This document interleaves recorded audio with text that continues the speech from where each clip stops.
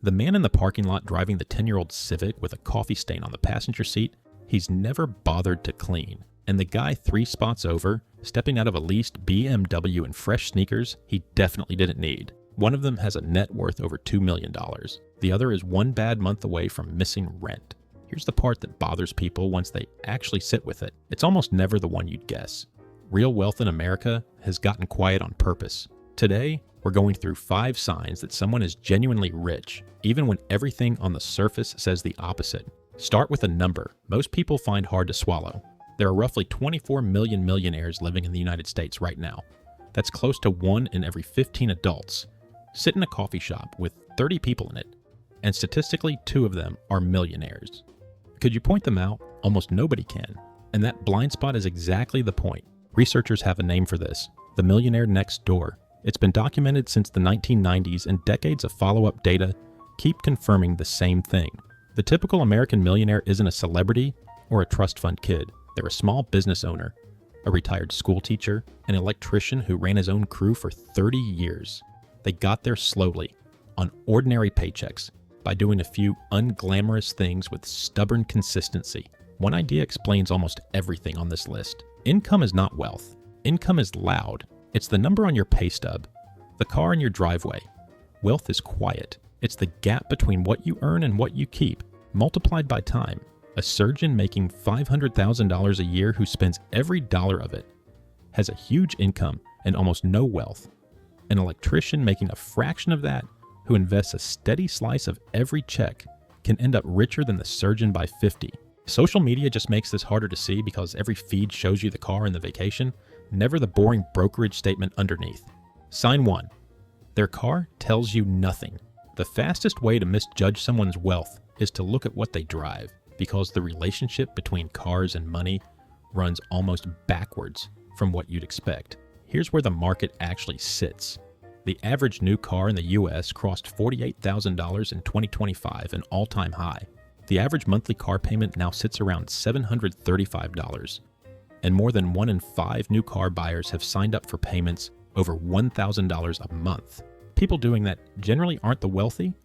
They're renting the appearance of a rival and paying interest for it.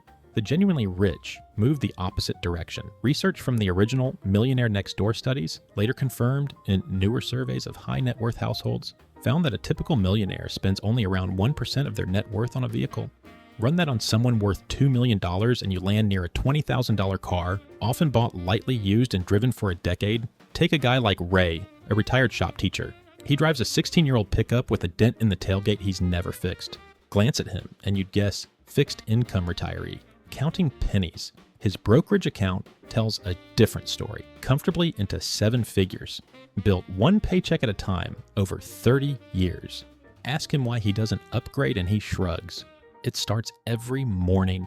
Why would I hand a dealership $40,000 to solve a problem I don't have? That faded paint isn't a sign of struggling. It's the receipt for a decision that quietly funded his freedom. New cars lose roughly 20% of their value the moment they leave the lot, which means financing a new car is a guaranteed loss strapped to a monthly payment. The rich know this better than anyone, which is exactly why so many of them buy gently used and drive it into the ground. Sign 2. Their money is invisible because it's always working. This is the real heart of the whole thing.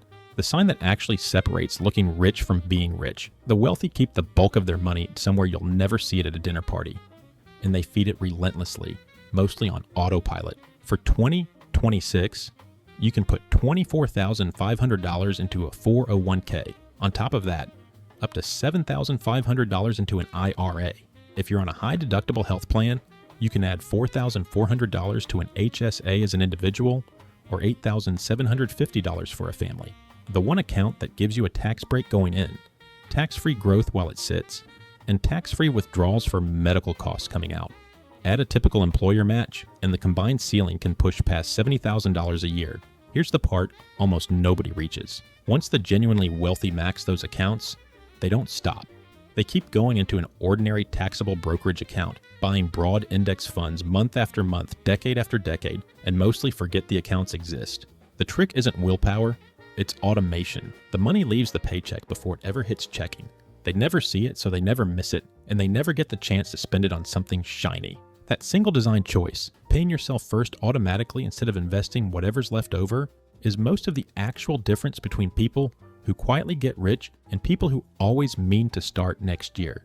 Max a 401k every year at a historically normal 7% return. And after 30 years, that single account alone is worth roughly $2.5 million. Think about Nadia, a hospital nurse on a perfectly ordinary salary. She drives a hand-me-down sedan and brings her own coffee. Coworkers assume she's just careful with a tight budget. What they don't see, she's maxed every account available to her for 15 straight years, and her net worth would stop most of them cold if they ever saw the actual number. Sign 3. They owe almost nothing to anyone. Step back and look at the country these people live in. Americans currently carry more than $1.2 trillion in credit card debt, a record, and the average rate on balances people actually carry sits around 22%. Roughly 6 in 10 cardholders carry a balance month to month. At 22%, an unpaid balance roughly doubles the cost of whatever you bought within about 3 years. Buy a $1,000 couch, ignore the statement, and you've effectively paid for 2 couches while sitting on one. The genuinely rich live on the other side of that math entirely. Many of them use credit cards heavily for points, cashback, free flights, and then pay the statement off in full every single month before a cent of interest attaches.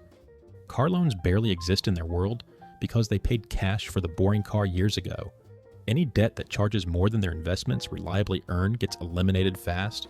Meanwhile, cheap fixed-rate debt, like a mortgage locked in at 3% a decade ago, often gets left alone on purpose because that money is more useful compounding somewhere else. What you end up with is someone who owns nothing flashy and owes nothing to anyone. A deeply underrated form of wealth.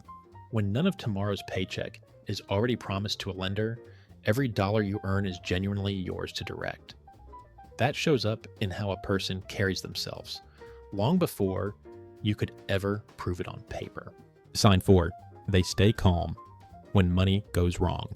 Watch how someone reacts when an unexpected bill lands, because financial pressure is a kind of truth serum. The transmission dies on a Monday. The water heater floods the basement overnight. For most households, either one alone is a 5-alarm emergency. The national personal savings rate has hovered around 4% of income for years, nowhere near enough cushion to absorb a real shock. The genuinely wealthy meet the same bad news with an almost unsettling calm. And that calm isn't temperament, it's arithmetic. Here's the part where most people quietly leave money on the table. The wealthy keep months of expenses in cash, but they park that cash in a high-yield savings account currently earning around 4%, not the account most people forgot they even opened. The national average savings account rate right now sits near 0.4%, and some of the largest traditional banks pay closer to 0.01%. Functionally nothing. Put $20,000 in a competitive high-yield account, and it earns roughly $800 a year while you sleep. Leave that same $20,000 at the national average, and it earns about $80. Park it at a big legacy bank paying next to nothing, and your reward for the whole year is a few dollars. Not even enough for a sandwich. 2 people can hold the identical balance and end the year hundreds of dollars apart, purely because one of them read the fine print and the other didn't. Sign 5. They've made peace with saying no pay attention to who can turn down a plan without a second thought and who can't. The genuinely rich are remarkably comfortable declining the small, status-driven expenses that quietly drain everyone around them. The destination bachelor party, the group dinner that doesn't fit the week, the upgrade everyone else is buying purely because everyone else is buying it. They opt out without drama and without a guilty apology tour afterward. This one gets misread constantly because from the outside it can look like they can't afford to join in.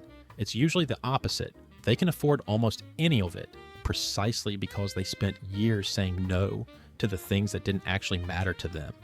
Lifestyle creep, that slow upgrade of every expense as income rises, is one of the most reliable wealth killers for high earners. And the quietly rich seem almost immune to it. Consider Dean, who got a serious raise 3 years ago and changed essentially nothing. Same apartment, same car, same weekly routine. The entire raise now flows straight into investments before he ever sees it hit checking. To friends who upgraded their whole lives the moment their own incomes rose, Dean can look almost stubbornly cheap. What they miss is that he spends generously, without flinching, on the 2 or 3 things he actually cares about, and goes quiet on everything else. Go back to that parking lot. The guy in the leased BMW with the fresh sneakers, and the guy in the 10-year-old Civic with the coffee stain. You can read it now, can't you? You can tell which one the bank statement actually loves, and it's rarely the one the culture was built to applaud. Looking rich and being rich turn out to be 2 completely different skills. And the people who master the second one almost never bother chasing the first. Underneath every sign here, the paid-off car, the maxed-out accounts, the calm during an emergency, the easy no, sits one advantage nobody's born with. They simply understand how money actually works, not a secret playbook, just the mechanics that most schools never teach. How compound growth works in your favor over decades, how a high-yield account beats a checking account by literally 1,000%, how automating a decision beats relying on willpower on a hard day. That's really the whole thing. Not a car, not a house, not a watch. Just the freedom to stop worrying about money and start living on your own terms. If this was useful, subscribe to the channel and drop a comment. It genuinely helps me figure out what to cover next.